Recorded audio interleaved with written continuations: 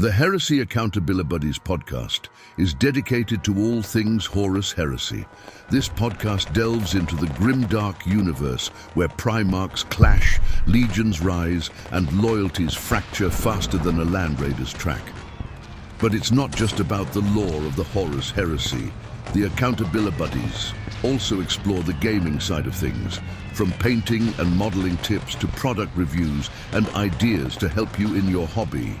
So, whether you're a seasoned Forge World veteran or a fresh-faced scout, this podcast is your Vox channel to the galaxy.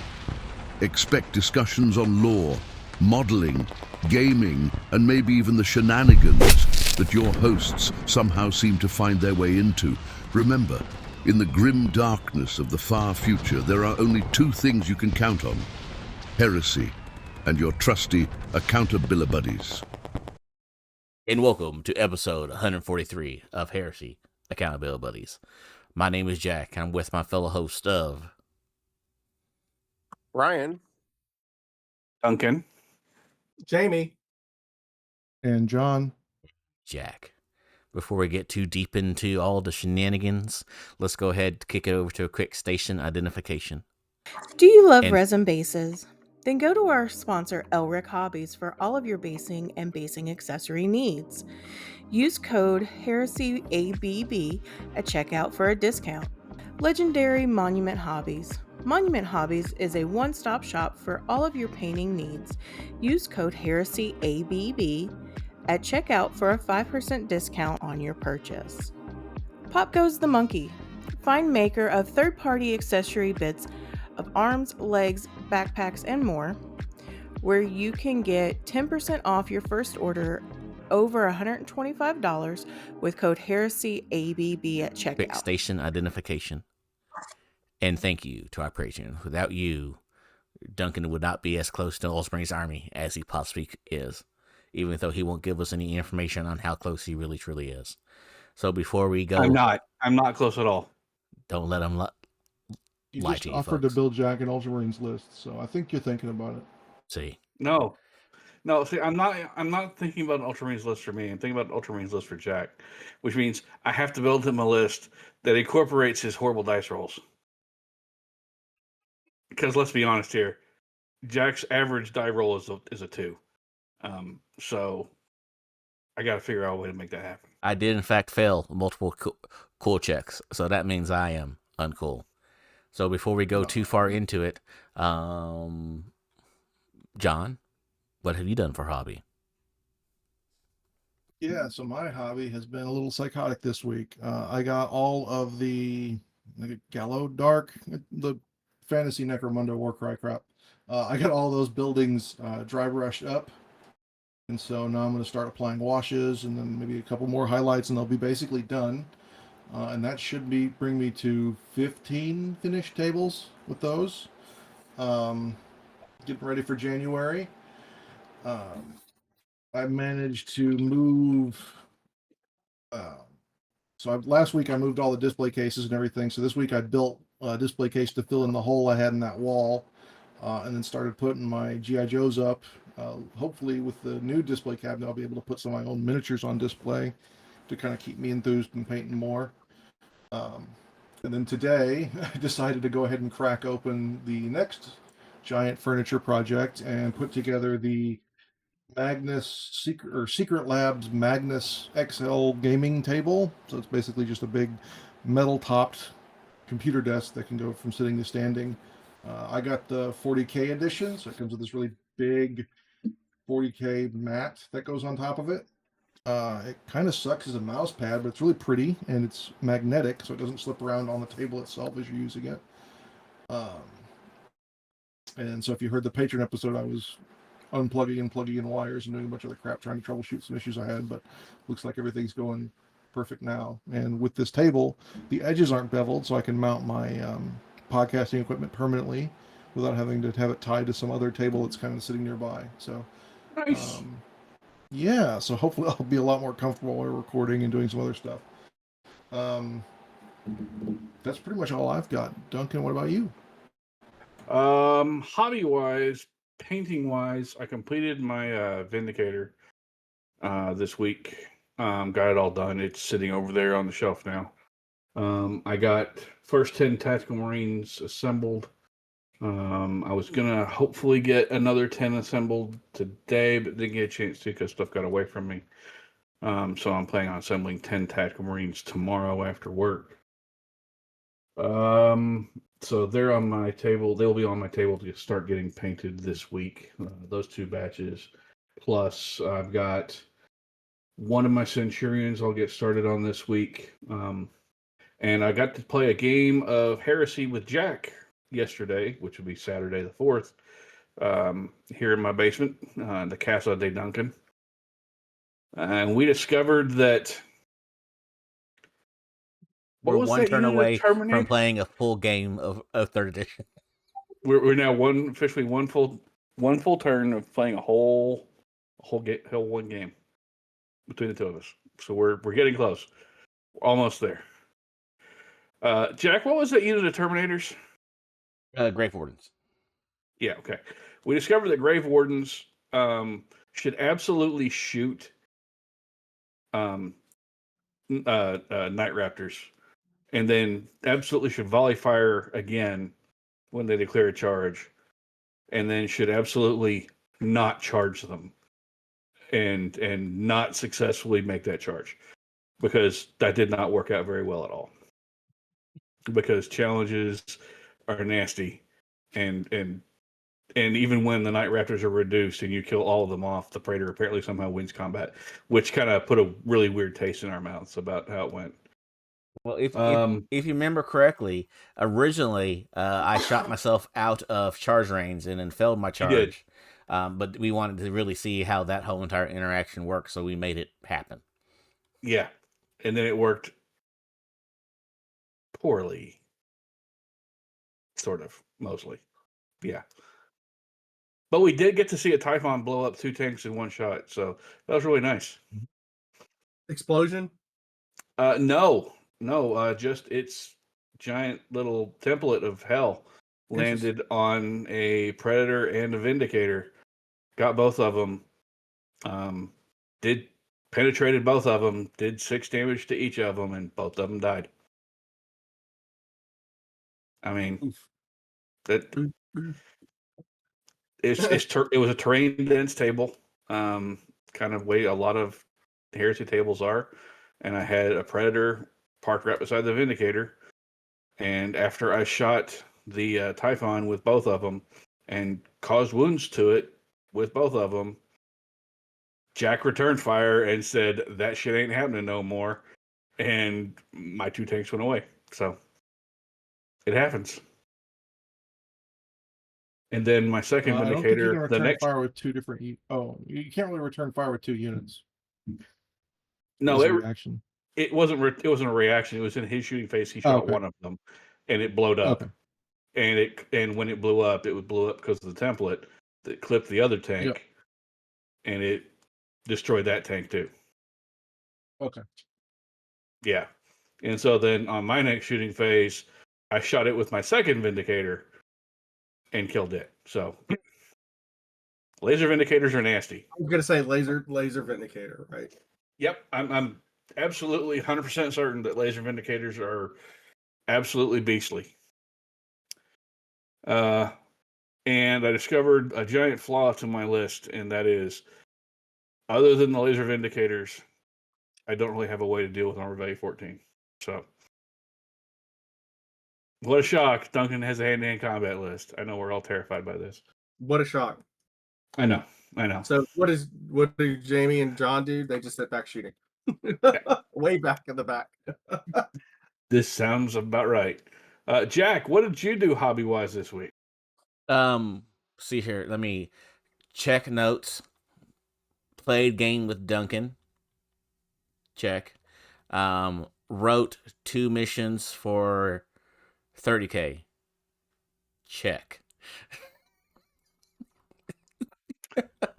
Then I kicked it over to Jamie before anybody can call me on my bullshit. Jamie, what have you done?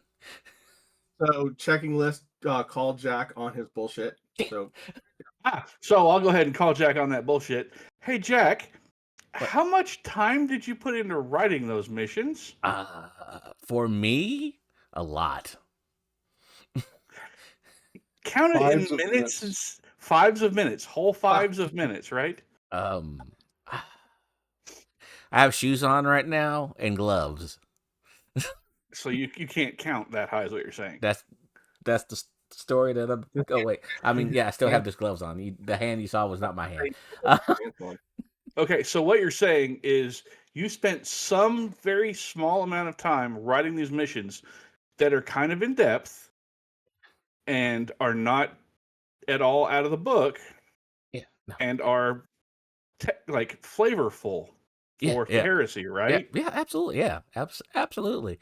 Like they're so flavorful. Like I didn't believe it at first, and then I read it again after I wrote it what I needed to write, and it was there, and I'm like, oh, this is neat. And then I read it to the team as a whole, and Duncan liked the first one so much he asked for me to put it into the chat, and so I put it in the chat for him because he's never seen missions written that well before in the history of missions.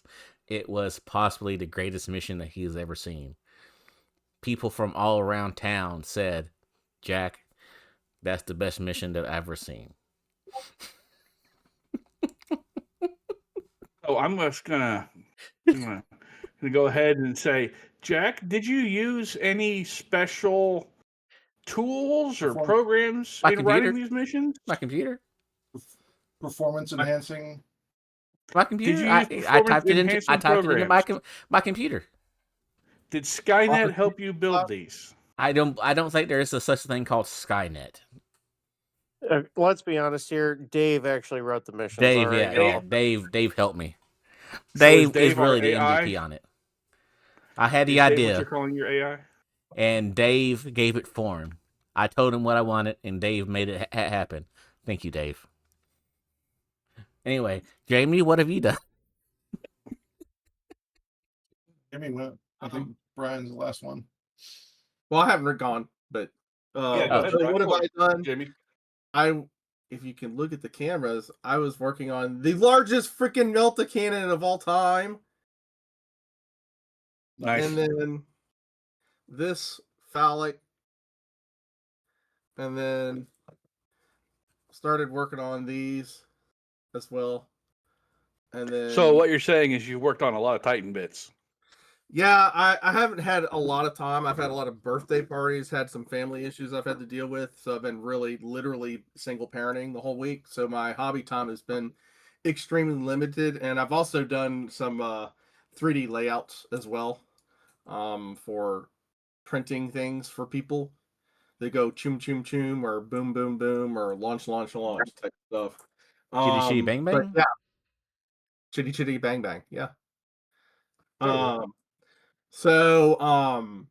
Yeah, I've been kind of limited. I mean, I have actually worked. It's just like because, I mean, if you see each one of the reds is like 4 layers of red. I know it doesn't really show on the camera, but it takes, I have to wait for it to dry, throw a layer on it. Then, I'm doing kind of batch painting or whatever. It just takes a while.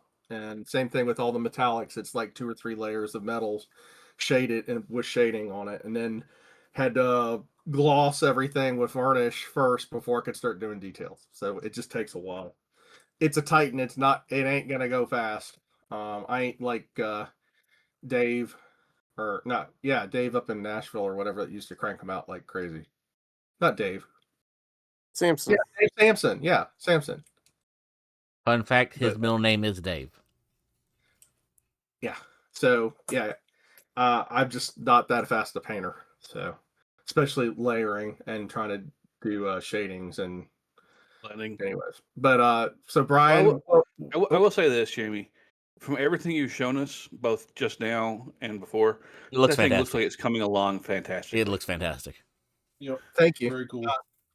I probably am not going to make a whole lot of progress this week because of fall break, and I'm having to deal with the kiddos. Hey, brother, you're doing what you can. Yeah. At this point, this is one thing that I know all of us and most of the listeners remember is we're all older. This is a game targeted at older players for the most part, and we all have limited time. So what you do is what you do, and we're all happy to see it. I Yeah. also have all the time, and you still out hobbied me. Well, There you go. thank you. I will say thank you for y'all's encouragement. I do what I can. So Brian, what was your hobby this week? I had the hobby of taking 13 game mats and 6 tables worth of terrain to the Michigan GT. Got that area all set up for our 2-day narrative event for Saturday and Sunday. And that was my hobby. Well, that's a lot. That's a lot to do though, because were you GMing or? So we had I guess we'll just roll this right on to Michigan GT coverage. We had a wonderful event organizer team that consisted of Derek, Zach, myself, and my wonderful, beautiful wife. So it truly was a team effort. Okay. So talk to us about it, brother. Talk to us about it. Well, I'll go ahead and preface this that I only use my event organizer powers for evil. As That's you fair. should. That being said, I was the designated ringer for the event. We wound up having 23 players show up from, let's see, Illinois, Indiana, Michigan. I don't think the guy from Wisconsin came this year, but we had a pretty good spread of players from all over. Some new, some returning, old friends, new friends. Good times were had. So 12. You had 12 tables, right? And Yep. how many rounds did you play?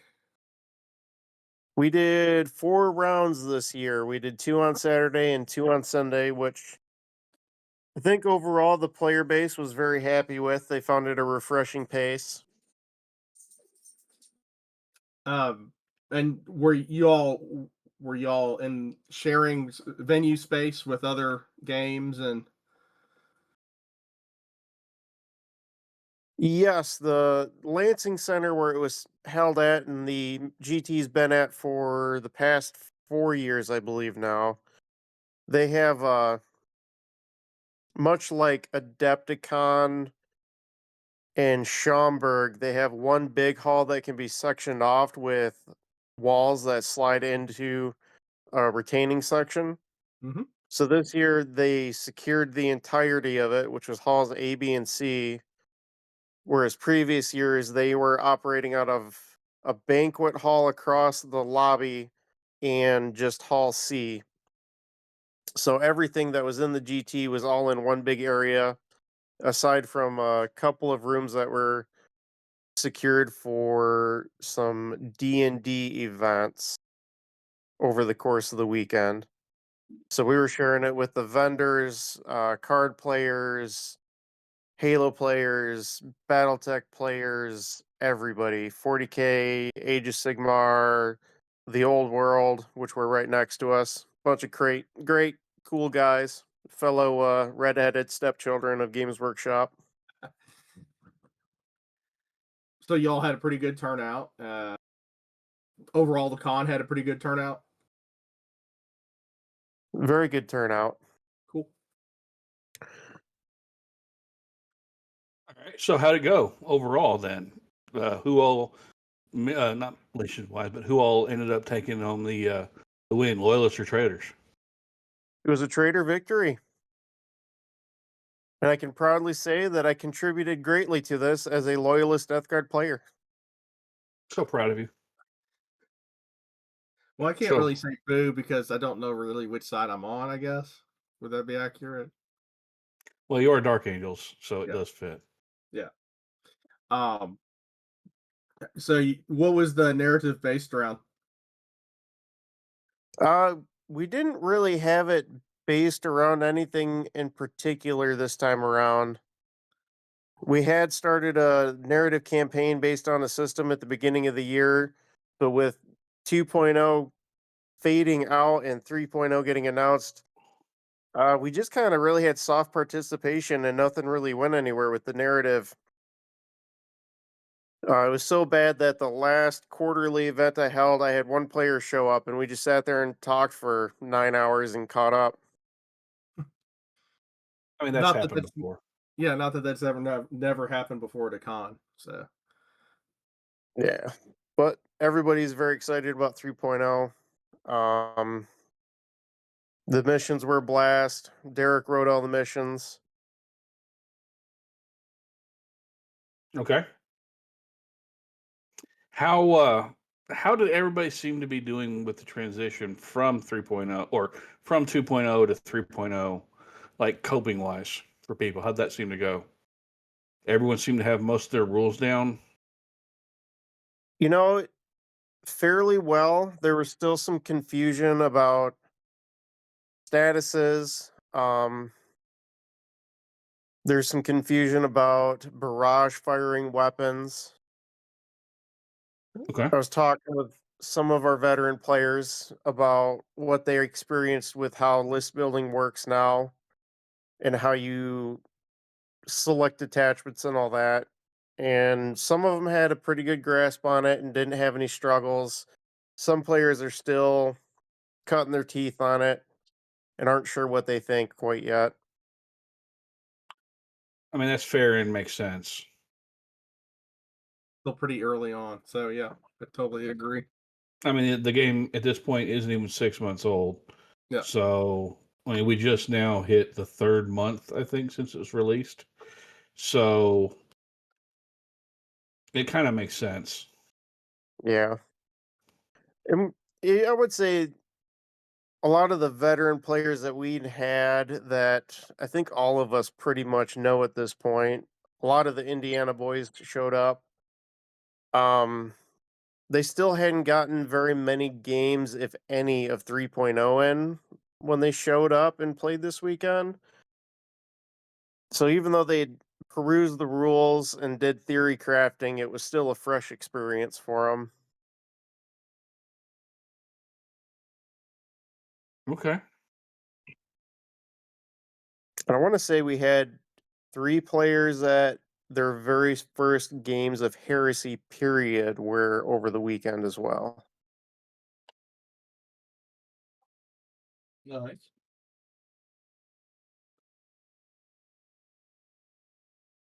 All right, hold on. Sorry, I got distracted there for a second. You said earlier, how many? 3. At least 3. Okay. It's not bad. And I think earlier you and I were talking, and you said that there were people who would kind of drop from second ed and played in first originally, who now are coming back. Yeah, I want to say at least 3. My buddy Dan that lives here in town with me, my buddy John that lives in the area of Flint, Michigan, and I'm drawing a blank on the other gentleman. But there was another one that all have expressed active interest in meeting up with me and getting back into the swing of 3.0. Some of the guys, well, I think Dan stopped playing at the end of first and he never touched 2.0.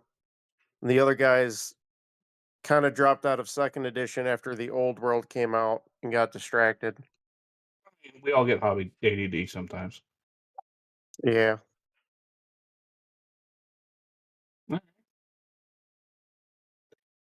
So overall, in your opinion, what was the most beautiful army you saw up there? Oh, that's hard. There's always stiff competition. Yep. Matt DeMay's Iron Hands always look beautiful.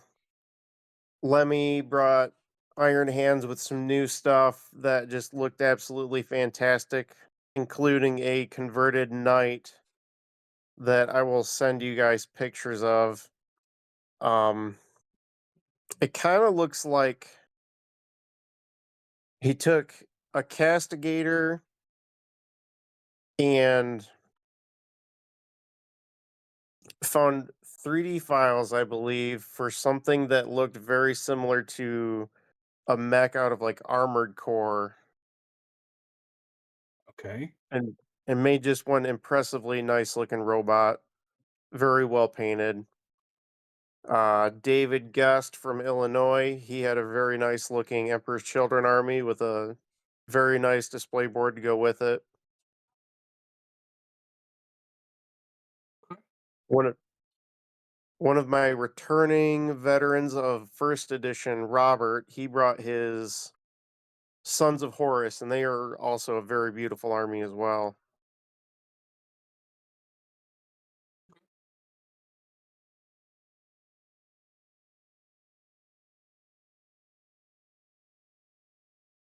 Any favorite moments of the whole event that you had that stood out above and beyond all? I can speak personally to all the hilarious shenanigans that happened in my games. Sure, shoot away, brother. Uh, Game one, two very striking things occurred. My opponent took first turn, and I will absolutely tell you, Fell Blades slap, and they slap hard. My Typhon Siege Tank never fired around that game. He killed it with the very first shot of the game.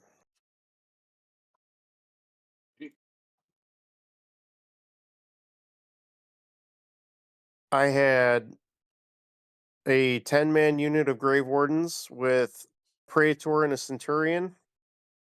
They went to go avenge my fallen Typhon Siege Tank because I was mortally offended at the death of such a relic.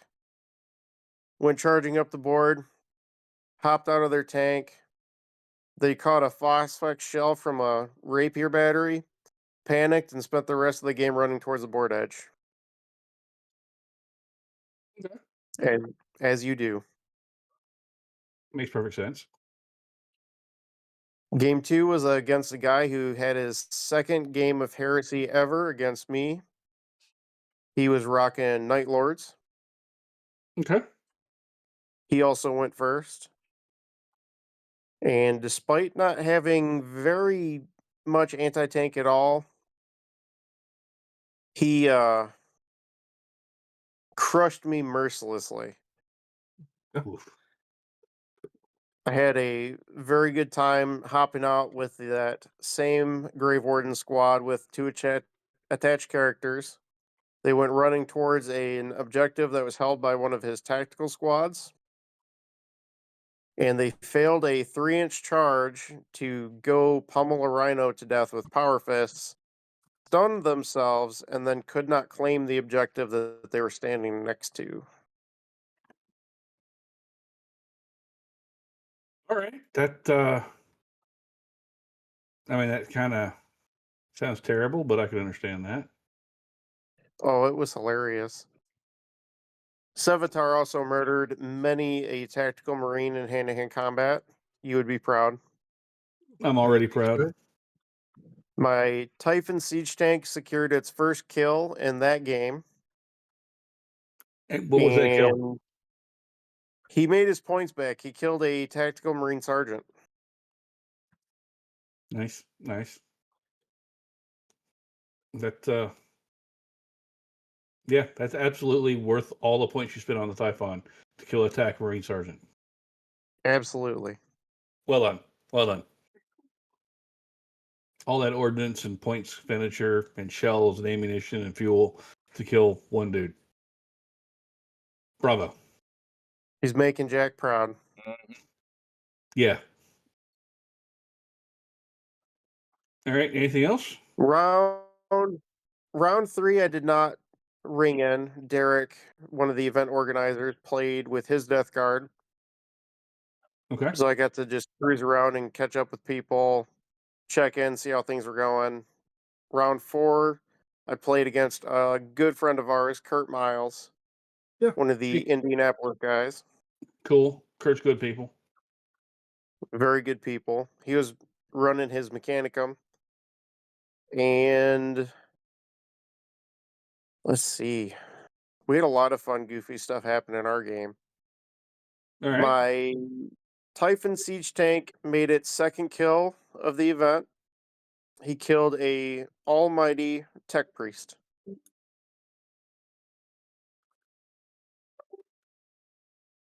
Not like a Magos. Not like Nope, just a regular tech priest.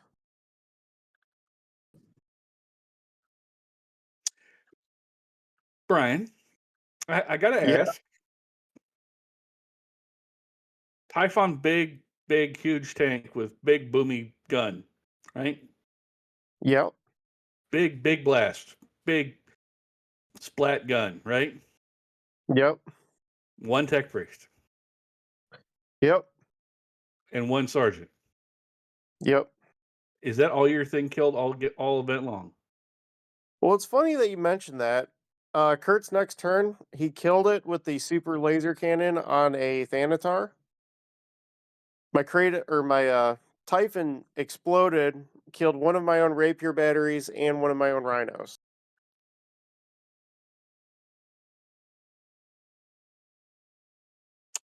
So what you're saying is your Typhon killed more of your own stuff than it did the enemies all event long. Absolutely. Right. Okay. How'd the rest of that game go? It was a lot of fun. Kurt absolutely destroyed me. I think he almost hit 40 victory points to my 11. Oof. We had a hilarious dance of the same 10 Grave Wardens charging out of a Spartan with 2 attached characters, charged right into hand-to-hand combat with a Thanatar. I did nothing with my Praetor, did nothing with my Centurion. I got 16 Power Fists hits on him. I did 8 wounds, and he made 7 of 8 invulnerable saves, and then walked out of combat and shot me in the face. Yep, that sounds yep. Well done, Kurt. We're all very proud of you. Oh, it was beautiful. Talking to him after the game, we had to just laugh at all the weird stuff that can happen, and it's very truthful for me. My favorite games are the ones that go the absolute worst for me because they are always full of the most memorable moments of just how in the world did this happen? That's usually the case with most people, is that the best games are the ones that the most asinine, crazy stuff end up transpiring, and it leaves a That's how Brian and I lasting became memory for friends. you. Yeah. Low many moons ago. So yeah, that makes Duncan perfect rocked sense. me, and then he consoled me with bourbon and ale 8. Yep. Sure did. Also, side note, be very careful charging large units of Dominatars. Yeah. All right, I'll bite. Why? Because a Centurion and a Praetor cannot survive that volley fire. Was that all you charged him with?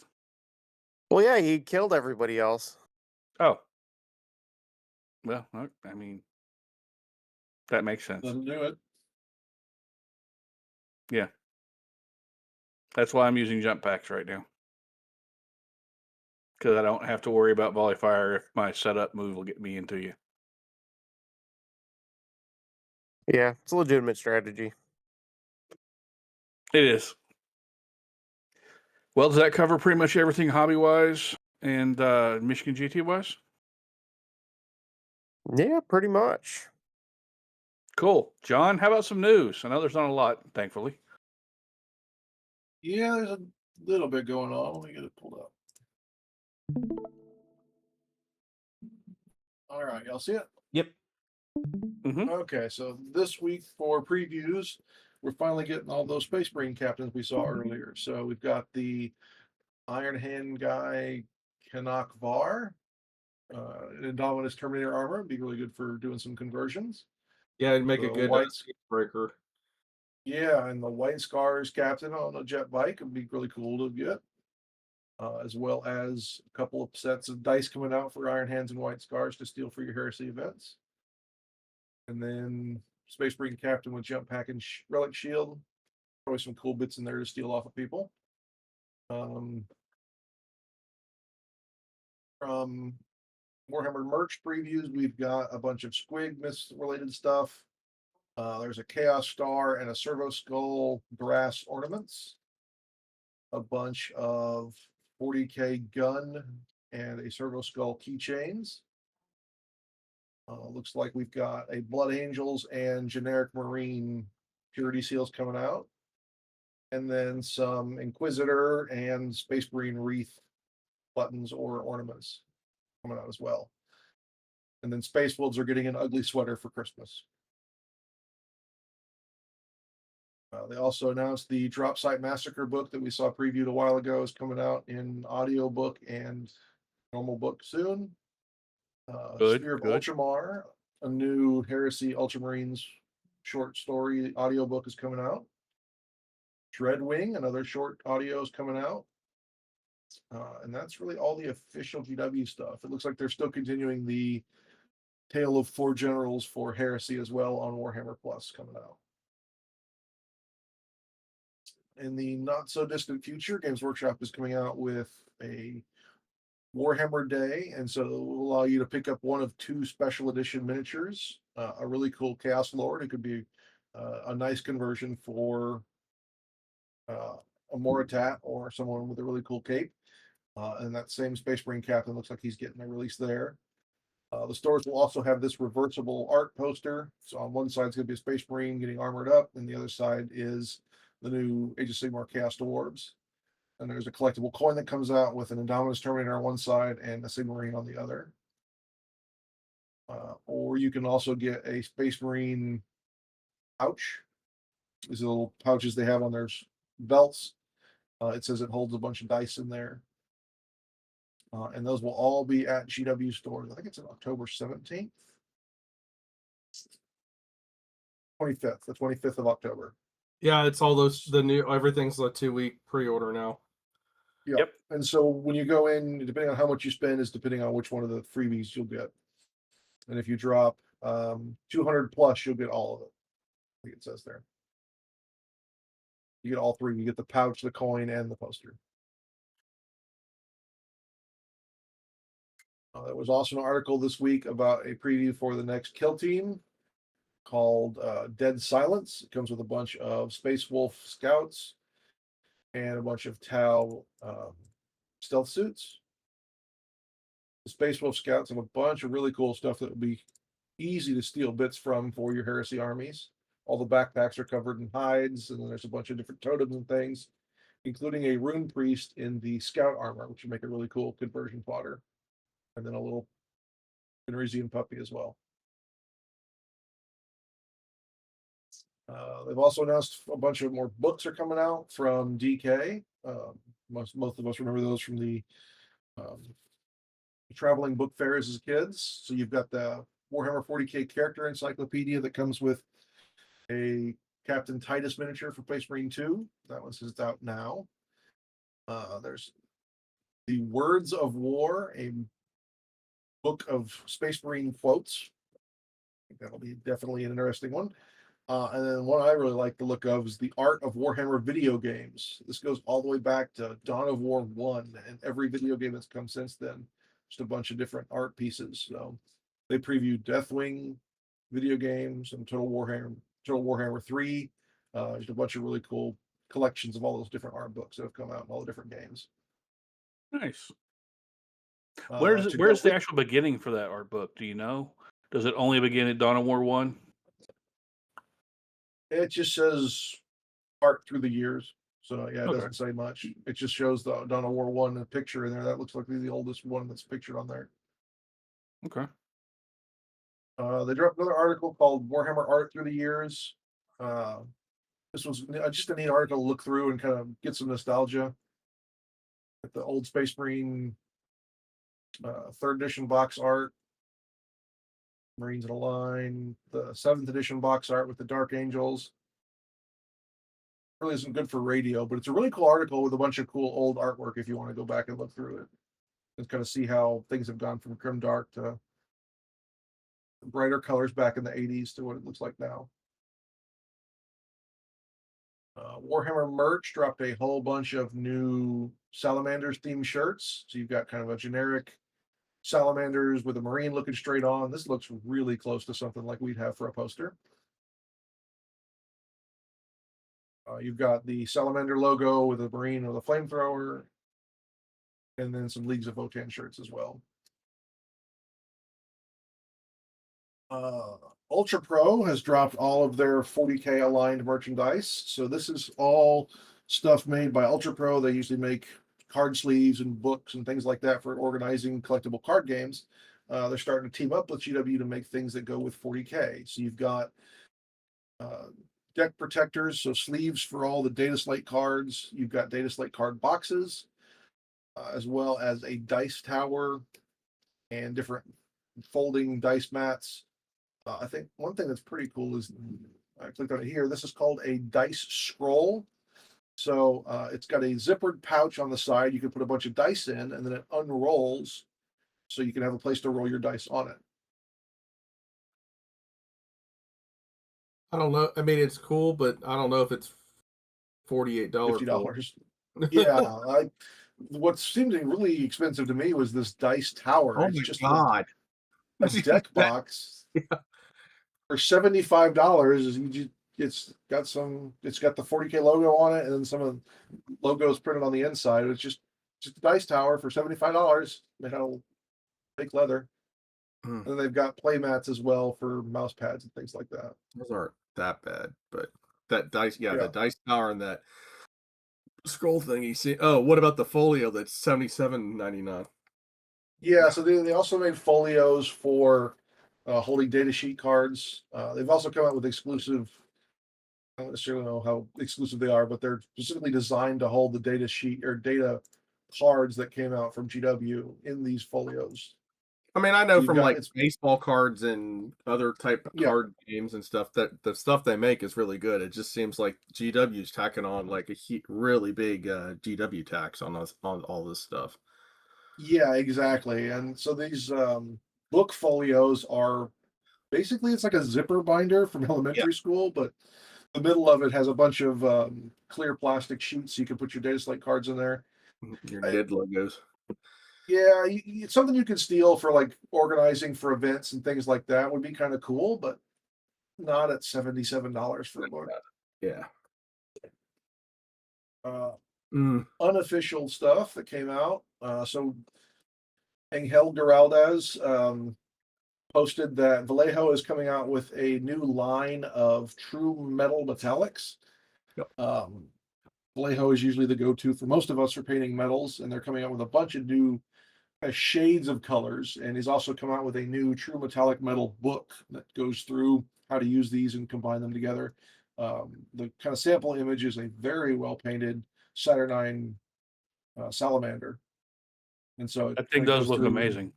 Yeah, beautiful. It's especially considering they're all pre-mixed colors, so there's that's not even finished too. Just look at some of the details on it. It looks amazing, and it's not even finished. Yep. Yeah, I'm really looking forward to this book coming out and these paints coming out, because I hate mixing paints, and anything I can do to pick up pre-mixed paints is a great thing. I'm not a big fan of mixing. And then what was released today was Saturnine Mark II Assault Marines and the Fellblade. And I found online that someone has already taken the Damocles Rhinos doors from Forge World, and they do fit on the Fellblade with no cutting required. Hurrah! Those doors usually, I mean, I've done that on some of the stuff in the past, like some of the, and they may quote unquote fit, but there usually is some sanding required because seems like they're just a little bit off in parts. Yeah, or that's usually kind of down to the casting quality as well. Sometimes they'll shrink a millimeter here or there, but it's nice to know that they at least made it fit. Yeah. Or designed it that way too. I also like the look of that design. No, not yet. I will be. I picked mine up. I just haven't had a chance to crack it open since I've been doing desk work today. I know you got it probably for the transfer sheets, but Yeah, Yeah, I've already got the aluminum barrels to swap it. I haven't. I got some of the Assault Marines, so. And then we'll be covering the book next week to go through all the new units that came out, as well as the missions that came out. But that's all the news. We want to go ahead and step into our main topic. Let me drag it onto that screen. That sounds like a good idea, yeah.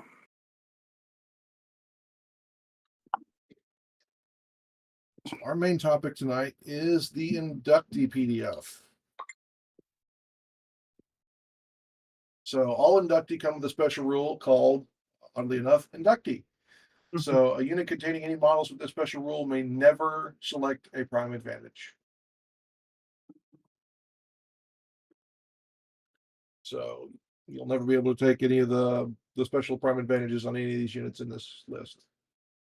Which is funny considering that world leaders get a prime advantage out of this.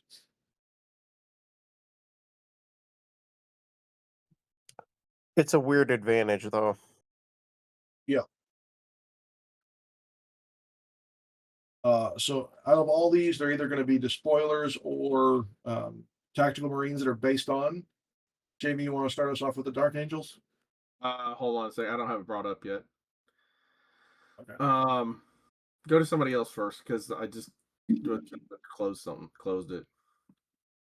I can do the Ultramarines real quick. So the Ultramarines unit is 90 points base for 10 models. They've kind of got basic Space Marine stats, weapon skill, ballistic skill, strength and toughness. You can't add any models to the unit, but you can replace one of the models with an Evocatus attendant. And he buffs their leadership and cool to 8, and willpower and intelligence to 7. Otherwise, their leadership 7, cool 7, willpower and intelligence 6. The Evocatus also has ballistic skill 5, since he's basically a veteran leading this unit.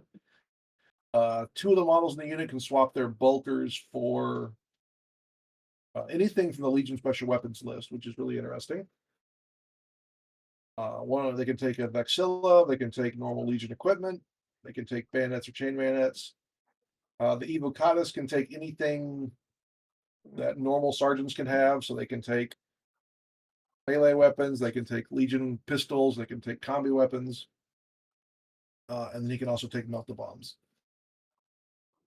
They have line 1, since they are a replacement for a tactical squad, and then their special rule, every one of these kind of comes with a little special rule to make it a little more themed for the legions. Their special rule is certainty and resolve. Basically, when they fall back to the edge of the table, they stop falling back and they immediately gain the suppressed tactical status. They lose routed and gain suppressed. And then whenever they're trying to remove routed tactical statuses during the game, you can roll an additional dice and discard which one is the highest. So roll 3d6, throw away the highest. I think that they're going to be a very interesting unit if you've already kind of filled up on your normal tactical squads. You just want your base tactical squad sitting on your home objective. These ones would be pretty cool to maybe throw a couple plasma guns on there and throw them upfield to take objectives that are a little further out, or put rotor cannons or flamers on them to make sure you can go out and throw around statuses. Since they can take a rhino, you can't shoot out of it like you could back in first edition, but it's definitely an interesting unit to kind of throw around onto the field for the base of 90 points for 10 guys is not bad. I think the Evocatus upgrade is definitely required just to get that higher cool, and maybe give him a combi weapon. Maybe combi grab and throw a status on there before you charge, or use this in tandem with the Lokitara Storm Squad, since they get bonuses when they're charging stuff status. Use them to kind of set up that status before you go and charge it with them. So it's definitely interesting take on some of the units that are available. You want me to jump on the I've got Emperor's Children? I've got mine pulled up. Cool, rock out with it. Okay, so I'll just throw this out there for everybody if you haven't been paying attention with the Inductii. A lot of these don't have sergeants. Yep. They're literally 10 of Joe Schmo tacticals or Joe Schmo, The despoilers or spoilers. whatever. So be aware of that when you're taking these units. So Dark Angel Inductii Squad, 10-man Inductii. Same stats as a normal tactical. The only difference from a normal tactical unit and this is that instead of having bolters, you get Volkite chargers. That's it. The big difference is that no sergeant, and these are 90 points instead of 100 points for a squad of 10. Yeah, most of the Inductii actually come out at 9 points. There's only a few of them that come out at 10 points per model. So you do get a bit of a points reduction across the board for most Inductii. Yep. But the sergeant thing, a lot of people just don't. I think they're going to miss that. They don't realize that they're not getting a sergeant with that squad.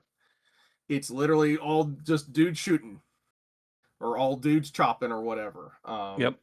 So be aware of that because a lot of these you do not want to have to do a challenge or whatnot with them. Dark Angels, they're line 1 and Inductii, and then you can add a Vexella or one item from the Legion equipment list for them. That's it. Or two Inductii can take one item from the Legion equipment list. So pretty basic, but they have Volkite chargers. So if you're into Choom, they got Choom. Kind of like that. I mean, they're short and sweet. I mean, you don't have a special rule. So I mean, they're not really hard to integrate into an army. So not really. I already had a squad from 2nd edition modeled up with their Volkite chargers. They look all pretty and everything. So I was kind of freaking out that I was going to have to start popping off Volkite chargers, but I'm happy I didn't. So there you go. Just a little something different than the normal tactical squad. So who wants to go next? I'll jump on the Emperor's Children grenade. All right. So unlike the Dark Angels, they're 100-point base. You can get 10 more still at 9 points per. Basic Marine stat line for a despoiler, except leadership through intelligence, all reduced by 1. Again, no sergeants. Their gear is bolt pistol and chain sword. Everybody in the unit can swap the chain sword for a charnable saber for 5 points. 4 models in the unit can have the chainsword swap for a heavy chainsword or a power sword. For every 4 models in the unit, you can get your bolt pistol swapped for 1 item from the Legion pistol list, and up to 2 of them can have Legion equipment list gear.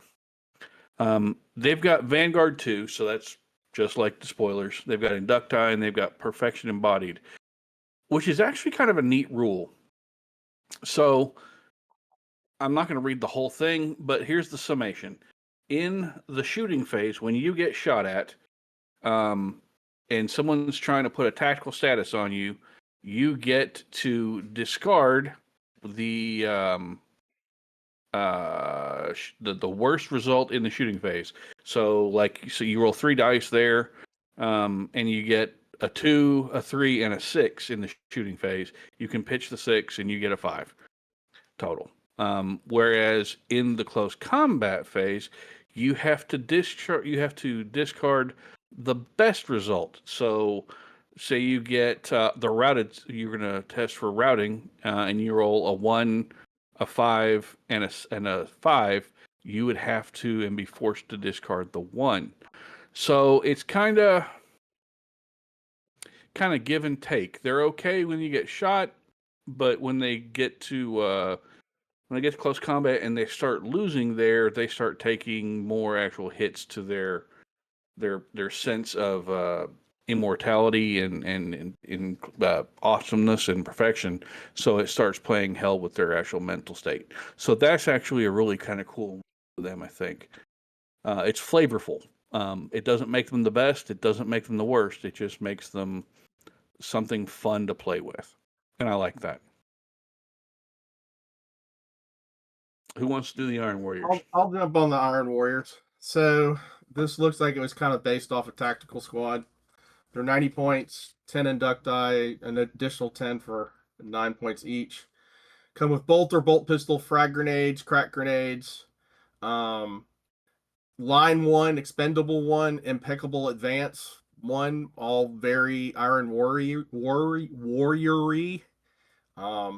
Their big deal is that, like, everybody here favorite, like, one of favorite new thing is any model in this unit can have its bolter exchange for one Astartes shotgun for 2 points per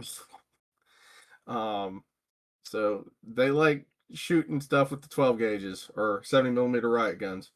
One inducti can have a Vexilla selected for 10 points. Up to 2 inducti from the unit can have 1 item from the Legion equipment list selected, and they can take bayonets and chain bayonets if they have a bolter instead of the default bolter. So yeah, line 1, which they're not as good as a normal tactical squad in scoring, but they're also expendable 1, so they don't take as much. They don't give as many points if they're knocked off an objective, which seems like very, very Iron Warrior-y and impeccable advance. So they, I guess, isn't that move and shoot with the assault weapon? Yeah. So, the implacable advance arm, yeah. Yeah. Another thing to note on those guys is they're actually one of the few inducti to have a score of 8 on anything, and it's on their cool. Cool, yeah. But they're also kind of lower scored on the intelligence being a 5, and that's because the inducti were so indoctrinated for the Iron Warriors that they were basically just almost robot-like in the way they worked. So, again, it's fluffy and neat and cool. When you add the expendable 1 in there, it definitely makes them kind of neat because who cares if they're killed? The Iron Warriors don't care if anybody's killed. They're just Iron chaff. Warriors. Yeah, they're chaff for the grinder. yeah, meat for the grinder is a good way to put it. I mean, that's as fluffy as you're going to get, basically, And with them being almost robotic in their indoctrination, that's kind of what, their Primarch wants. Yeah. I mean, he didn't really want them to think. He wanted them to follow orders and die at their post. Yep. So the fact that their cool is there and their intelligence is lower, heck with it. It works for him. He's happy. Yep. Anybody want to? Who wants to do white scars? Ride the white scars. I'll take them. All right. So for 100 points, you get 10 inducti. You can include 10 more for 9 points. They've got Vanguard 2 and Expendable 1. They can swap. They come with bolt pistol chainsword, and they can swap to any model can swap to heavy chainswords for 5 points, or 1 of every 4 can swap to power weapons or Charnwell sabers. They can also take 1 every 4 can take Legion pistols. They can usually take the Vexilla or Legion equipment. Their special rule is Proof of Valor, and so their weapon I really skill, like this one. Yeah, so their hit tests resolved against models with weapon skill 5 or greater are always on a 4-up. Yeah. Yeah, so I really like that because it's not for them. It's for your opponent who has weapon skill 5. They only hit you on a 4-up. Oh, okay, yeah. Yeah, that's interesting. So that way these guys are really good, especially if you take a whole unit of heavy chainswords. Yep. So blitz them at something that's pretty decent. They have a decent chance of staying there, especially with their leadership and cool of 7. Yeah. So that's one thing that really kind of stands out to me about these guys is you're not going to be able to remove them as easily if you, like me, you rely on in close combat to win games and play games for the most part, and you pick a lot of elite units. Your elite units are hitting these guys like they're another elite unit. Sure, they're hitting you on 5s, but you're only hitting them on 4s, not on 3s. So, and since they all have heavy chainswords, it's a little bit different.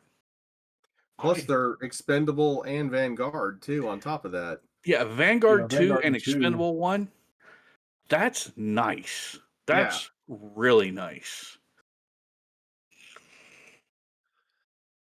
I would say that if I were building a White Scars army right at this moment, I would definitely contemplate adding 1 or 2 squads of these in there, because I think these guys will be very effective, kind of surprising people with how effective they are. Well, they're probably pretty good at taking and holding an objective that's already been taken. So, Yeah. especially with the weapon, the stuff you can put on them. Yep. Yeah, and don't forget with Master Signals, you could swap that to line. So if they step off that objective, you're getting line 2 instead. And you retain your expendable. Yep. Yeah, that's versatile. Yeah, they're definitely potent. Who wants to deal with the Space Wolves? All right, I'll jump on it. They're 100-point base, 9 point per model. Beyond that, up to 20 total. Regular stats, 2 attacks because they're based on the spoilers. Leadership, cool 7. Willpower and intelligence of 6. You come with a bolt pistol, chainsword, and grenades. You get Vanguard 2, Headstrong as your rules, and you also get Inductii, of course. Yeah, all these units have Inductii. We're just not saying it. So yeah. Here's where this gets weird. Every model can get the bolt pistol swapped out for a combat shield for 2 points. All right, so now you can get invulnerable saves on Inductii. Neat. Any Inductii can have its chainsword swapped for a chain axe for free. Neat. Okay. Every 4 models, you can swap your chainsword for a heavy chainsword, a power weapon, or a returnable saber. Pistols, again, you can swap 1 in 4 for a Legion pistol. You can get a Vexilla for 10 points. And you can get 2 Inductii can have 1 item from the equipment list. Here's their fun rule. Headstrong. Models with this special rule may make a charge in the same turn they rush, but become stunned and pinned if they fail such a charge. Not if you fail a roll. If you fail the charge, you get stunned and pinned. So you've got 10 dudes for 120 points with an invulnerable save and chain axes who get to who get to move, rush, and charge. And they have Vanguard 2. And how are these not Khorne Berserkers? These guys are good. Yeah. For anyone who's thinking that Inductii are just like last edition, where they were okay at best. I was going to say at best. Some of these are really quality units. Yeah, you don't have a sergeant. Yeah, you have a little bit of a stat loss with your status stuff, but really, for chewing through other tacticals, other despoilers, even other assault squads, things like this are really nice. And I dig it. Yeah, it's, again, Vanguard 2. So, you're gonna rush these guys in to rip people off a objective, basically, right? Yep, that's exactly what you're gonna do. I mean, throw them in a Rhino, run the Rhino forward. It's 12. Dump these guys out. Run them forward. They're 7. Then rush. Then charge. You could do 20 out of a Land Raider. Yeah, do that. And just absolutely smear whatever's on the. Yeah. Thump whatever you got to. Yeah, these guys are surprisingly good compared to where they were last edition. Now, I can see where these guys would get, if you put all the bells and whistles on them, they would get kind of expensive. But that's the same way with every tactical or despoiler squad. Yeah. They can get expensive, but if you keep these guys close to bare bones and just run them in ways that are effective and point efficient, these guys can be a very solid addition to your army. Yeah. Yeah. Who wants to do the Imperial Fists? Sure. So you get 90 points, get you 10. You can take an additional 10 for 9 points apiece. They've got line 1 and a special rule called supporting fire. These are bolters and bolt pistols. They're a tactical squad. For every 10 models in the unit, you can take a heavy bolter or an autocannon. That's. Did they have the Not auto bad. before? I don't think so, no. I don't think No. they did. And then the supporting fire special rule, if the controlling player shooting phase, shooting attacks made by these models, if you stayed in coherency, you gain stationary. Yeah, you gain stationary and pinning 0. Yep. Yeah. So again, Yeah, if you don't move, you now gain pinning 0. Yeah. now you've given their bolter fire more power. Yeah. Throwing out status And checks. for a line unit, I mean, yeah, you're only going to get 2 autocannons or 2 heavy bolters in a 20-man unit, but still, they've got line and they're throwing out status checks. Yep. They're not bad. No, not at all. Night Lord, since that's my current group that I'm building, here we go with being a little bit more expensive again. 100 points for 10. You can get 10 more for 9 per. These are funky. Standard stat line, and again, 7766 for their leadership and cool and willpower and intelligence. Bolt pistol and a killer's blade, which is kind of neat. Vanguard 2, their special rule is unscrupulous murderers. For every 4 models, you can swap out a pistol for a Legion pistol. Well, you can get a Vexilla, then you can get 2 pieces of gear from the Legion equipment list. And here's their blade, which I really, really think is nasty. No initiative modifier, no attack modifier, no strength modifier, no AP whatsoever, only 1 damage. But breaching 6 and precision 6+. And their special rule, a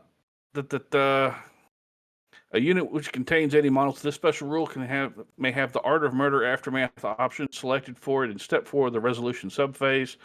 They roll a single die for every model in this unit, which has the unscrupulous murder rule. For any unmodified result of 6, you can allocate a single wound, not a hit, a wound, to any enemy model of your choosing from the selected combat, which has had the hold, disengage, or fall back aftermath option selected for its units.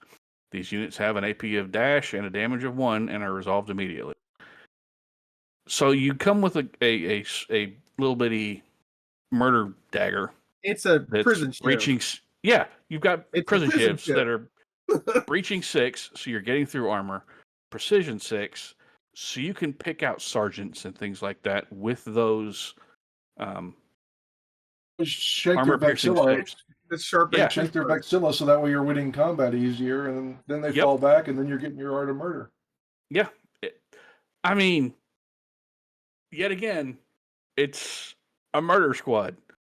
They're not great. But Oh, and we didn't mention, but every one of these is troops. They're not Yeah. taking up your fancy elite choices. They're not taking up your heavy support choices. They're all troops. yep. I mean, these guys are in some ways worse than the despoilers because they don't have the sergeant and their leaderships are a little bit lower. But I mean, these guys are nice. Again, gives you a they cool don't have- modeling option. And They don't have the old inductee rule where you couldn't join characters to the unit. So if you're worried about the leadership, throw a chaplain or something in there. do that. And then congratulations. Now you got leadership 10 in this unit of guys who all have breaching 6+ without having to pay any points to buy any gear. That's pretty nice. Yep. That's really nice. Who wants to do the Blood Angels? I'll jump on that grenade. Sounds good. So Blood Angels, they're the spoiler based, I guess you Yep. would say. Yep. They're 10 for 100 and another 10 for 9 each. Standard stat line, standard what do you call it? Will, Warrior. intelligence, whatever status type stuff. They come Yeah, with standard bolt- inductee stat line. Yeah. Come with bolt, pistol, chainsword, frag and crack. They're Vanguard 2, special rule, and Eaters of the Dead. Options: any model in this unit may have a chainsword and bolt pistol exchange for 1 heavy chain axe, for 5+ per model. For every 4, you can have a chainsword exchange for either a heavy chainsword, Power weapon or charnable saver. For every 4 in this unit, you can have a bolt pistol exchange for 1 item from the Legion pistol list. 1 Inductii from this unit can have a Vexella, and then up to 2 Inductii can have an item from the Legion equipment list as well. Eaters of the Dead. Unit containing any models with this special rule may perform a unique aftermath option, causing every enemy unit with at least 1 model within 8 inches to take a panic check. Yeah. During step 4 of the resolution subphase, a player has 1 combat must select the following aftermath option for any units in that combat entirely composed of models with this special rule. Any unit any unit the winning player controls for that combat, which is only partially composed of models with the special rule, may have to take a cool check. We'll have to make a cool check for it instead, allowing for a different aftermath option to be selected for it if the check is successful. The Thirst. A leadership check must immediately be made for each enemy unit that is not part of the combat which has models within 8 inches of 1 or more of models from this unit. If the leadership check is failed, then all the models in the unit gain the routed status. This aftermath option is resolved after all other aftermath options from the given combat once the given combat has been completed. So Yeah. you missed the weapon options. They can swap out their chain swords. Every one of them can take a heavy chain axe for +5. Yeah, he 1 and mentioned 4 that. can take a. No, I Oh. did. Okay, sorry. Yeah. I said heavy. Yeah, for +5. I said heavy chain axe. Yeah, but they can also take Wooded 4 can take heavy The chain swords, power weapons, and charm balls. So these guys, if you start collapsing someone's line and just start routing things, that's just mean. Yeah. Add to it, you got Vanguard 2. Yeah. Yeah, these guys are nasty. Again, nasty. And the fact that you could route everyone around because they see you literally chowing down on your dead opponents. Yeah. Yeah, that's fluffy for the old pre-sanguineous Blood Angels. That's really kind of neat. It kind of sucks that you're forced to do it, but it's not something that you're not going to want to do. Yeah. No, I'd be happy to do that. Iron Hands. Yeah. I'll take that one. So you start off with 10 for 90. You can add 10 more for 9. These are tactical squad. And so they come with bolter and bolt pistol. 1 model in the unit may have Phosphex bombs for 10 points. Oh, goody. War crime. And remember, Phosphex bombs aren't limited use anymore. Yeah. So you can use it in shooting, you can use it in your step up. And their special rule, they also have implacable advance, but their special rule, so they can use that Phosphex bomb whenever they want. And then their special rule is forbidden augmentations. If they choose to use the medic special reaction, their target number is a 5-up. Yeah, so that's you don't even need a medic to use that for their advanced reaction for these guys. So cool. And then for those that kind of have shied away from apothecaries, medic basically is whenever the models are dead, you set them aside, and then your reaction, you basically roll the target number. In this instance, it's a 5-up, and then those models just basically come back to life. Yep. Yeah. So you're running up there with your war crime squad in line 1, taking things out, and then they get back up. These guys would have been pretty badass for if they were Dark Angels at Dreadwing, but Oh, you got your choomsticks. I know. Man, this one's just fluffy. It really Yeah. is.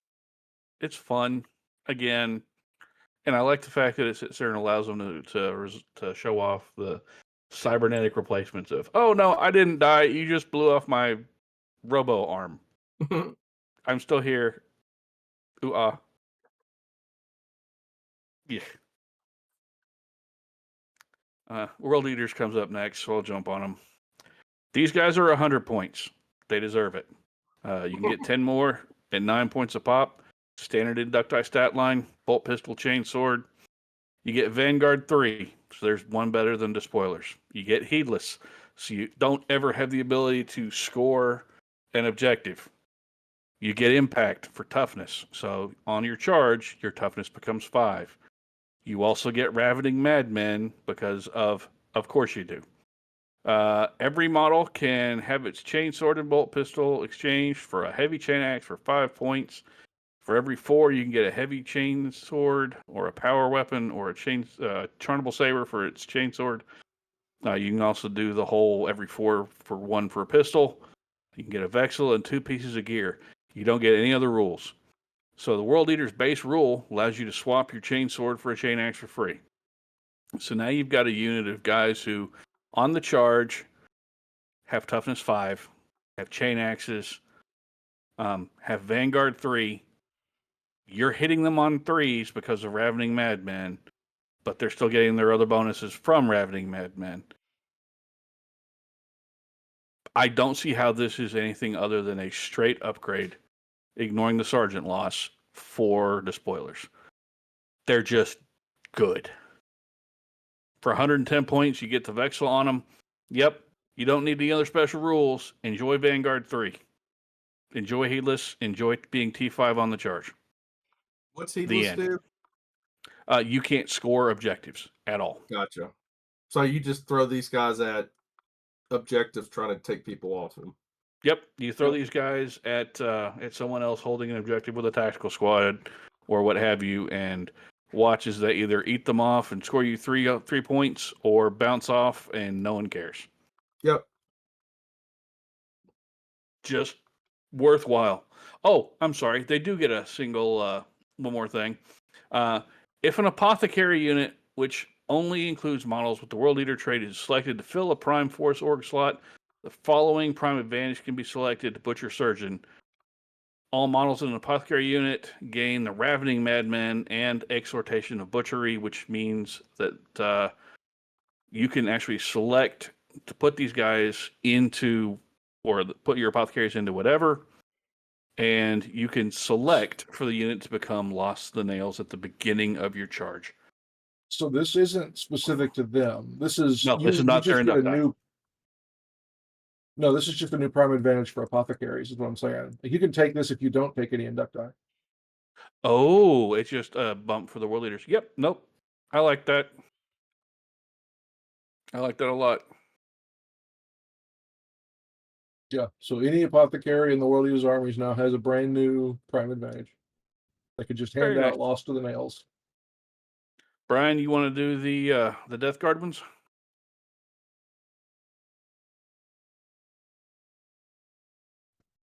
Yeah, sure. All right. So the Death Guard Inductii squad is much like all the other squads. 90 points. You can buy additional guys up to 20. They get the same soft stat reductions for leadership, cool, willpower, and intelligence. Excuse me. 1 in 5 may take a rotor cannon or Alchem flamer or regular flamer. They have line 1. They also gain access to purchasing bayonets for their bolters. They can take a Nuncio Vox, Augury Scanner, or Vexilla. I believe they are the only Inductii to retain Fury of the Legion. I think they are. Yeah, I believe you're Yep. correct. So that goes pretty handily with the Death Guard ability to move 4 inches and still shoot as if they had not moved previously and get 3 shots out of their bolters, even though they're hoofing it a little bit. Pretty nice. Their special rules also pretty nice too.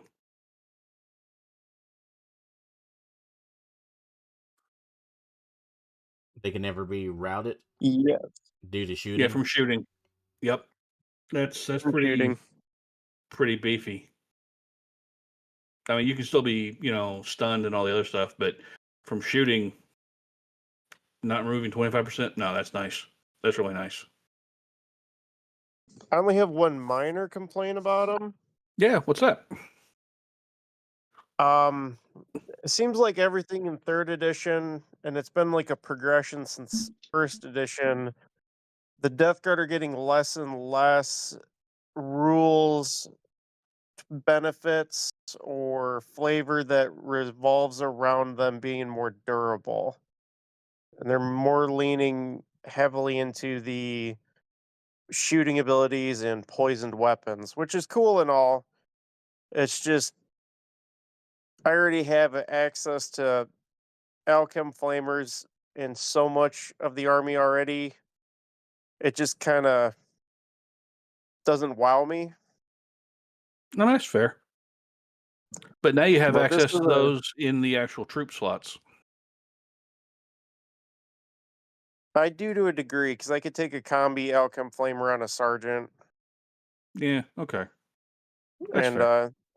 Mortius Poisoners are also just obnoxiously cheap for what you get, and they kind of overshadow a lot. Okay. But that's my only little quibble. They're a fine unit, and I could see a lot of utility in this. I believe one of my fellow Death Guard players at the GT ran a unit of them with flamers in a drop pod,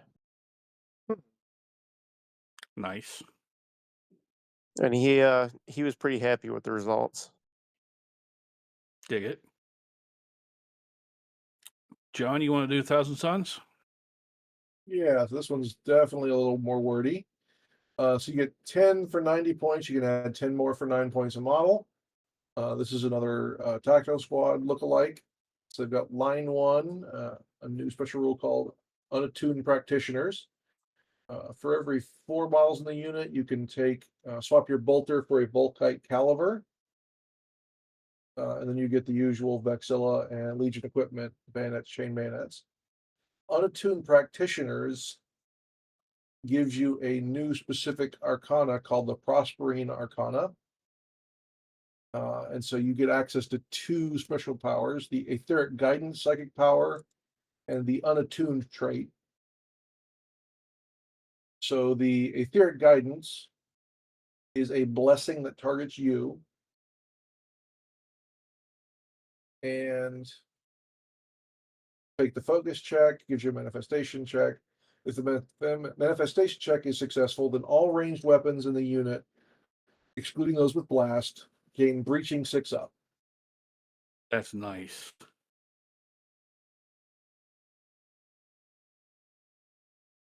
That's very nice. Especially with them being able to take that Volkite, Those 2 Volkite calibers. the big one, the Cavaliers, yeah. Volkite Culverin are the big. The Volkite calibers are the medium Volkite. Medium. But still, that's the assaulty one, the longer version. Yeah. the longer Yeah. range. So four of those in the unit with breaching 6 up. Yeah, that's, and don't forget their bolters are still going to keep it too. So Yep. yeah, that's pretty nice. And they've got the default line in there, so you're holding your objective and hosing things down. Yeah, that's beefy. That's some fun. I'll jump on the Sons of Horus because I've already got a squad of these guys built and painted. They are the spoilers. They're 100 points. Not plus, you can get 10 more for 9 points per standard stat line, if we have come to notice. Vanguard 2, Creative Brutality. Everybody can have their chainsword swapped for a chain axe for free. For every 4, you can get 1 dude swapped for a heavy chainsword, power weapon, or chargeable saber. For every 4, you can swap a pistol. You can get a Vexilla, and then 2 more guys can get Legion equipment. Creative Brutality. If a unit containing any models with this special rule succeed on a leadership check in the start phase, they gain the Impact Strength special rule until the end of the battle turn. So this goes with the effects of the sub-phase of the start phase. The controlling player of a unit containing any model with this rule can make a leadership check for the unit. Any model in that unit is within 6 inches of a friendly unit of a friendly unit of Sons of Horus trait that is weapon skill 5 or more, that friendly model's leadership may be used to resolve this leadership check. If that check is successful, every model in the unit gains the impact strength special rule until the end of that battle turn. If it's unsuccessful, you get stunned.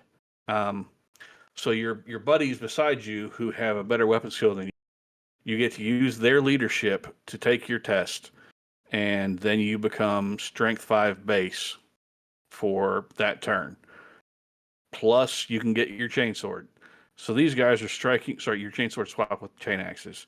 So these guys are then striking with strength 6 chain weapons with shred as normal. So that's And pretty most things solid. that have weapon skill, most things that have weapon skill 5 are going to have a better leadership. So might as well.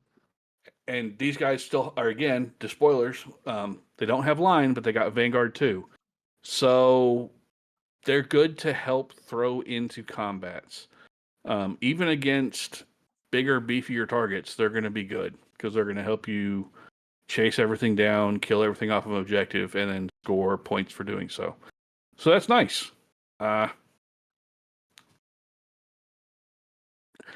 They're situationally better. That's one of the things I like about the Sons of Horus army is you kind of like being around other members of your army to add benefit to yourself. So these guys complement other units well. And I do like that. And that leaves them off. That's done for them. Who wants to cover word bearers? I think Jack should, since he does so much work on his word bearers, according to AI. See here, 100 points, Vanguard 2, empty vessels, and then, of course, inductee.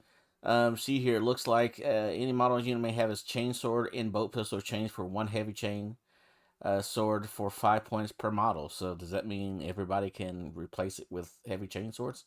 Looks like it do. Yep. See here, for every 4 models in this unit, 1 inductii in this unit may have a chain sword chain for 1 of the following: a power weapon or tornado saber. See here, 1 unit, well, in 1 and 4 may have a pistol upgraded. Vexilla, up to 2 inductee unit, may 1 item from the Legion equipment special rules. So all the normal stuff we've kind of seen, minus the chain sword, seem to be their big flavor here. See here, their special rule: empty vessels. A unit containing any models with the special rule gains the Malefic subtype and feel no pain 6+. Special rule: once it scores victory points due to Vanguard X. Special rule: after suffering D3 runes. So, what? Yeah, maybe. Okay. So whenever you win a combat, you automatically can take D3 wounds at AP2, damage 1. If you do that, then you gain the Malefic subtype and feel no pain 6 up for the rest of the game. But it only works if you've scored, once you score Vanguard points. So yeah, so it's very situational. Malefic is nice because that gives you some of the demon stats and an invul save. And you don't take statuses anymore. Instead, you're going to take D3 wounds. It's not that good. Yeah, this is probably the worst one, to be honest with you, just because it is so situational, and it's not that great of an upgrade for having to keep killing yourself. To kill yourself, to score points, then kill yourself, then keep killing yourself. Well, yeah, it's like you have to trigger it. You have to basically pull somebody off off an objective. An objective. And that's not probably going to happen. Yeah, is the way Vanguard works. It's not going to be in their favor because they're an assault unit, not a shooting unit. Yeah, but it's also one of the only ways in the game right now to gain straight feel no pain of any type. For Marines, yeah. Yeah. So that in and of itself for word bearers, I think, is kind of strong. I would probably, if I was going to play word bearers, I would maybe consider a unit of these guys, but I'd run them as 20. And just use them to push someone off of one objective and then suffer the wounds and then use them as a whatever distraction. Yeah, put them in a land raider so that way they can get to where they need to go before they can have numbers to gain the bonus when they get there. Yeah. That's what I would do. Who wants salamanders? Sure. So this is one of the few ones that I can actually take a sergeant. So you start with 10 for 100. You can buy 10 more for 9 points apiece, and one of them can be swapped for an inductee master for plus 15 points. The master gives you leadership cool 8 and willpower intelligence 7. They've all still got the 7 attacks. He also has Master weapon skill 5. Yep, he also has weapon skill 5. These are the spoilers, so they've got Vanguard 2, and War Gear of Heroes is their special rule, but they have a crap ton of options. So they can swap their chain swords for heavy chain swords for 5 points. One in every 5 models can take sergeant melee weapons. One in every 10 models can take special guns, a flamer, melt-a-gun, or disintegrator blaster. The master can take sergeant melee weapons as well, or Legion pistol weapons. The master can also swap his chain sword to a pair of lightning claws for 10 points, and he can take melt-a-bombs. The War Gear of Hero special rule says when they're resolving combat, you inflicted at least one unsaved wound in the combat, you count as scoring an additional 1 point for combat resolution. So you kill one dude, you get 2 You points. count as, yeah, The for first combat res. first wound caused, you get a bonus point. Yeah. That's nice. Especially with the claws and then all the other hidden sergeant weapons in the unit. This is Yep. definitely a beat face unit for a troop's choice. I would argue that with the sergeant having weapon skill 5, it would make more sense to take these for salamanders than it would to take regular spoilers. Yep. Yeah.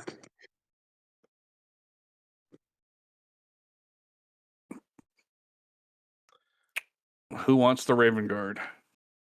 I'll do it. Round us out, Jamie. This is a tactical based unit. It looks like it's normal base stat line. 90 points, 9 and up to 20 for 9 points each additional. Their line 1, Unchained Conviction is their special rule. Bolter, bolt pistol. For every 10 models in this unit, one inductii in this unit can take a Nemesis bolter for 5 points per. Hold on. Am I reading that right? That doesn't sound right. For every 10, you can swap out one for a Nemesis bolter. Okay, so you could have a max of 2. But Yeah. anyway, that's what I was not understanding. It's like because the way it was the verbiage in it kind of sounded like they were wanting to take multiple in the unit. But anyways, so yeah, you can only take two of them in a 20-man unit, or 1 per 10. One inductii in this unit may have a Vexella, and then up to 2 can take Legion equipment list stuff, and then you get bayonet and chain bayonets if you want them to. Unchained Conviction models with this special rule would gain the pin tactical status instead. Hold on. When models of this special with this special rule, which would gain the pin tactical status, instead make immediate fallback move. Yeah, so instead of getting pinned, you fall back. They run. You don't gain routed, and you don't gain the pin, so you're still shooting your Nemesis bolter. Yep. And remember, you can move and shoot that. Yep. You can move and shoot that. It's breaching 5 up, pinning 1, and precision 4 up. So they're not a terrible unit for that's actually still having line. I mean, that's still nice. I mean, you gain immunity to pinning. Yeah, you make a fallback move, which probably draws you away from whatever was shooting at you, and you don't gain any statuses. But you basically would be shooting back again. Yeah. Yeah. I mean that's they run and nice. shoot. They're trying to avoid they just keep run and shoot.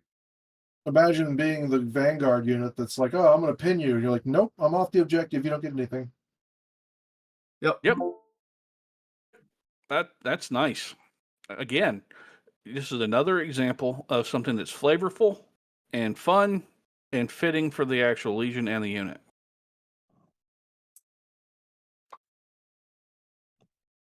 All right, final one. Yeah.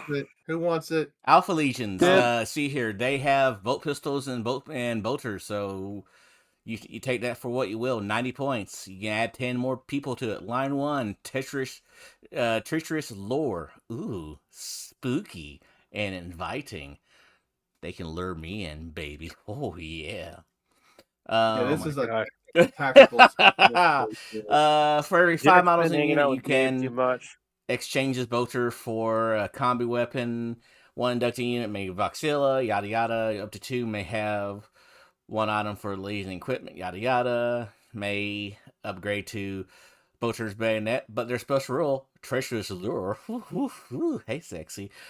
See here, a unit entirely composed of models with a special rule cannot be targeted by shooting attacks during the first turn of battle. This rule has no effect on volley attacks or shooting attacks made as part of reaction. So they're ideally speaking on these, you're going to use 90 points. You're not going to do jack crap to this unit. And you're going to put them right up on your line, and then you're going to make them go wah to the objectives as fast as possible, and then do nothing but score points until they die. Yeah, your enemy can't shoot them off of an objective. Yeah. Turn 1. Grab that objective. Yeah. Score your points. In a 4-round game, scoring early, scoring often. See, these would be better if they had some sort of way to maybe like infiltrate. So you can put or some more ranged options. Combi weapons aren't bad though. I mean, you're no, they're not. You don't have a whole lot of options for that in a lot of the army list. But I'm just, I'm not gonna say this is a bad unit, like no, but it just seems like I don't know. They seem a little different. It's kind of like the old, maybe a little bit like the old night fight rule, where like basically you couldn't hit the Night Lords on the first turn or whatever because you couldn't see them essentially. The only thing about these guys, you can still charge them, but you can't shoot them off. So but it's only the first attack. So like unless you're like crazy Duncan sending your raving butchers across the board on the first turn to chop and slash, or like a knight, some sort of knight army where they can do basically the same thing too. They're not going to take a whole lot of that the first turn is what I'm getting at. You're not going to be able to remove these unless you can get them engaged in close combat turn 1. Now after turn 1, have at it. But yeah. So I mean, these guys epitomize exactly what Jack said. Score early, sit there on your objective, die later. Mm-hmm. Again, this is good. On missions with degrading objectives, like round 1, they're going to be worth 3 points. Round 2, after you score them first one, they're only 2. So the other person's playing catch up at that point. Yep. Yeah, that's a good point. I mean, these, I overall, as an alpha, if I was playing Alpha Legion, I would definitely include 1 or 2 of these and just plop them on an objective. Yeah. Sure, they're not line 2. Okay. You can't get shot off your objective. That gives you a strong ability to possibly be around for round 2. I mean, like this one would be the ones that aren't like, I would use it maybe for the objectives that are not like out in the open, out of your deployment zone. Like if you have objective that just is in your deployment zone or very close by, put these guys a little further out. But does Alpha Legion still get the whole entire "I'm further away from you than I actually am" rule? Yes. Honestly, I would take these over regular tacticals for Alpha Legion. They're good.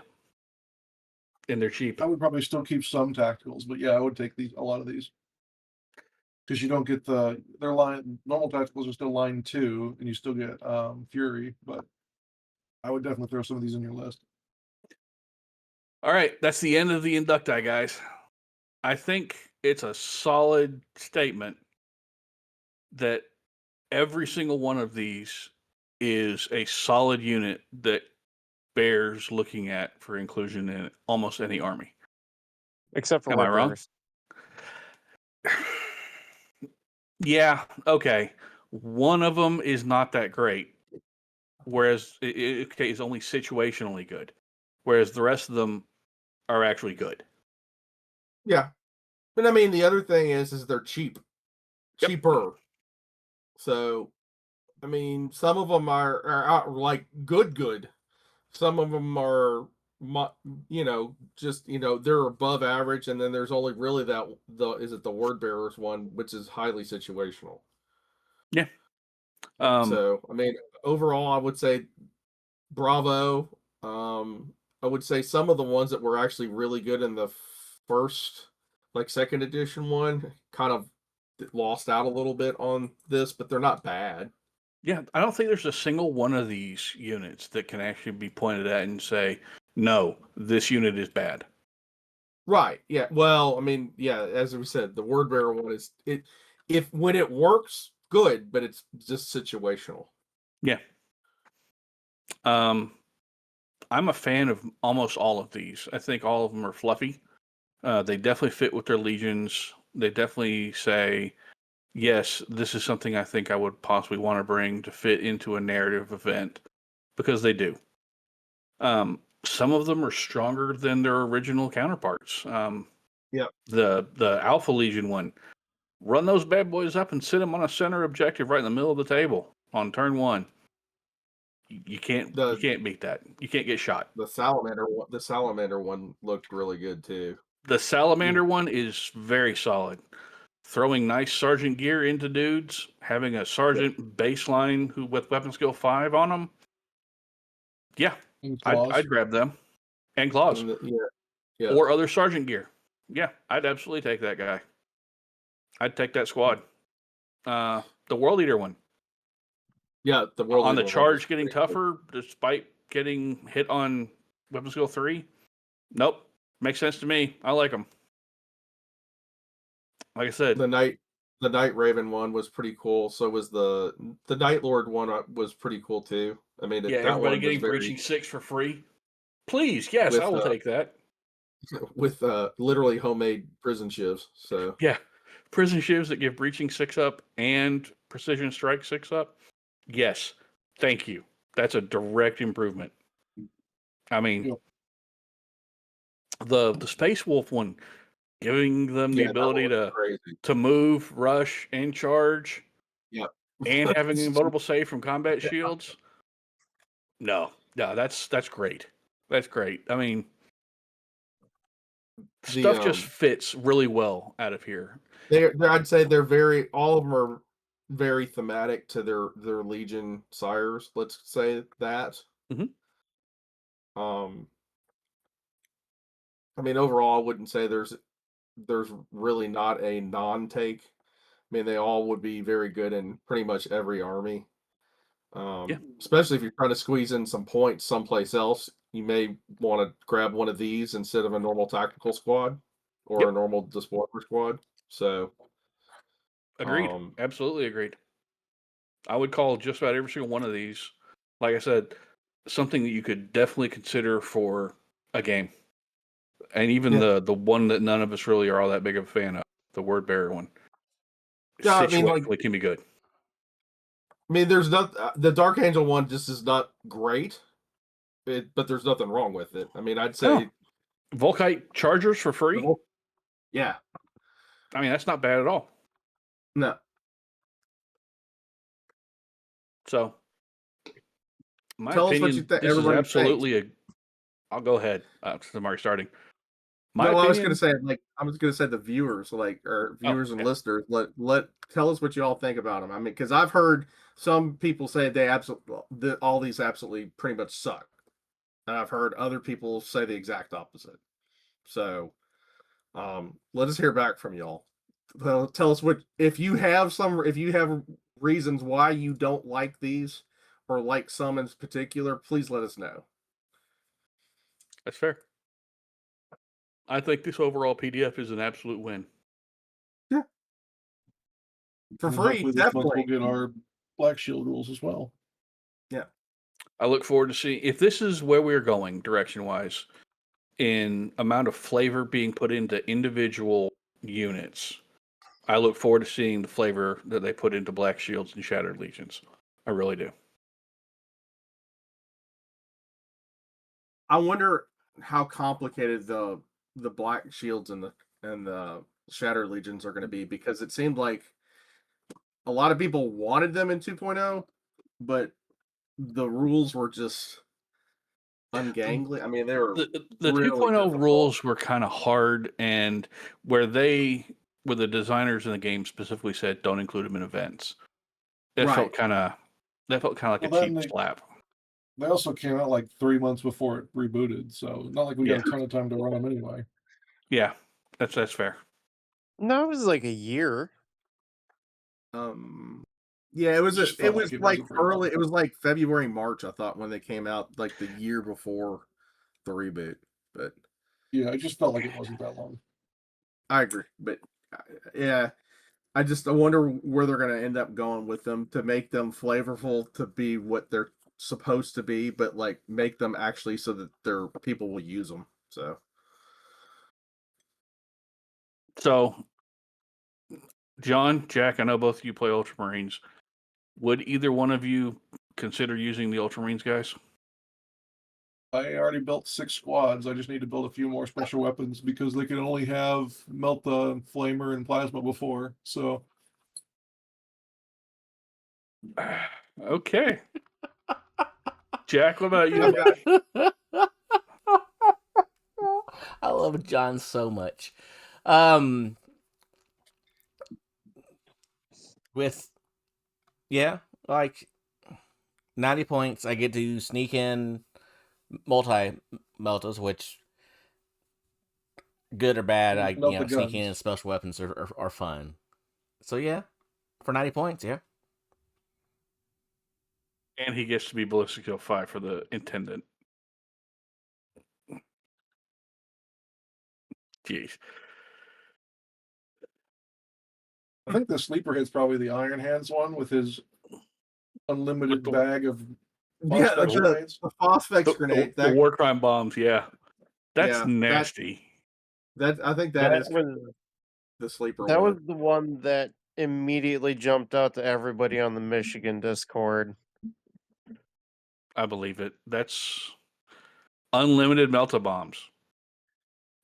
Yes, T absolutely one, yes. Let me take 2 of this squad. I think the T Sounds one, I don't know. I mean, with Getting those pinning and the breaching? Volkites, well, the Volkites getting breaching and stuff like that. I mean, potentially you're wiping squads out because of how many Volkites and stuff you can take with all that. Yep. I mean, you get the only- breaching and The only minor issue pinning. they may have is having the low willpower to do the test. But other than that, yeah, Right. they're a decent unit. But can't you? So with the Vox, could you use the Vox to increase their willpower from like an HQ or something like that? That only works specifically for your removal of statuses, Okay. Yeah. which you can only remove one status when that triggers, I believe. Yeah, that sounds right. Yeah, and the bad part is for them, you have to use, it says the focus of the must be a model with the unattuned trait that is part of the unit making the shooting attack. So you've got to use them, and you've got to use their willpower. I mean, even so, willpower is about a 7. So you're looking at dead average. So yeah, it might happen every time, but you got a 50-50 shot at it. So am I the one that Duncan sounds like he's having sex with a speaking spell? Yeah, he sounds he got his point across. Okay. He got his point. They're still not bad. Yeah, they're not bad. Random thought though, don't Thousand Sons get a boost to their willpower just as part of their Legion rules? I'm pulling it up right now. I'm looking in the book. So that would make them willpower 8 if that's the case. Yeah, they do. For all psychic all models with 1,000 Sun trait are psychers and have a higher willpower check than shown on their profile. Yeah, they are 1,000 Suns, so. And they have the 1,000 Suns trait. So yeah, they're better than average. Yep. Nope. Throw down with it. You're welcome. Yep. There you go. Personally, the Death Guard Inducti, for me at least, there's nothing there that I don't already have tools for with so many other squads that I already want to run that I haven't had a chance to run yet. I just don't see myself using them anytime soon, if at all. Sure. But a lot of the other Death Guard players out there are very excited for them. That's fair. That's fair. I could see myself with the world leaders using them. I could see myself using them with the Sons of Horus, especially with the way I play. My Night Lords, absolutely could see myself using them. I'm impressed with the book, really am. Or the PDF, not the book. Yeah, I mean they're troop choices, which we didn't have a ton of, and they're not bad troop choices at that. Nope, not at all. Thank you, Games Workshop, for making Inducti feel fun. Mm-hmm. Gentlemen, we got almost a 2-hour monster on our hands. Shall we call it a night? I think Jack says yes. Yep. What? Jack looks tired. I'm always tired. I'm old. Do we have any shout outs or events or I have one. So this may have changed within the time that I've seen it. The upcoming Bama Heresy event that's like in a week or two in October. There's one spot that ended up opening up for it. I know it sold out, and so one spot somebody ended up dropping, and they're trying to see if anybody wanted that spot. And if you do, please get in touch with Blake or Christopher like ASAP if you're interested in that. And their events are usually pretty awesome. And so, like as I said, this one's supposed to be sold out, but one spot ended up opening up. So Yeah, my third Saturday of the month event will be on the 18th of October this month. It will probably be at the same hotel that we had it last time, which is, I think it's the Hilton or the Hampton here in Plano, Texas. Check out the Facebook page for the event. I posted on our Facebook page for the podcast, as well as the Lone Star Legion, our North Texas Heresy Facebook pages. Got nothing for the Kentucky 30K group. Hopefully we'll have another event in Lexington area soon. Maybe we can get some more people to come down for it. Don't know anything about anywhere else. So I've got just the regular Heresy days at Hoplite on Sundays and Evolution Games also in Lansing, Michigan on Thursday evenings. okay. Well, sounds to me like we're about done. The only shout out I have is to all our patrons. Thank you for sticking with us. Thank you for listening to us and everything we do nonsense wise. And thank you to our listeners for everything. Without you, we wouldn't be here. John, take us out. Yeah, thank you everybody for joining us on this, the 143rd episode of the Heresy Accountability Buddies podcast. Always remember to stay accountable to yourself, to your buddies, and your hobby. And we'll talk to you next time. Tonight I'm John. I've been joined by Ryan. Duncan. Jack? Jamie. and we'll talk to you next time. We're going to go through the Saturnine book. Good night, all. The Saturnine book? Forges of Saturn. Dave will fill you in. Yay! Like and subscribe and see ya.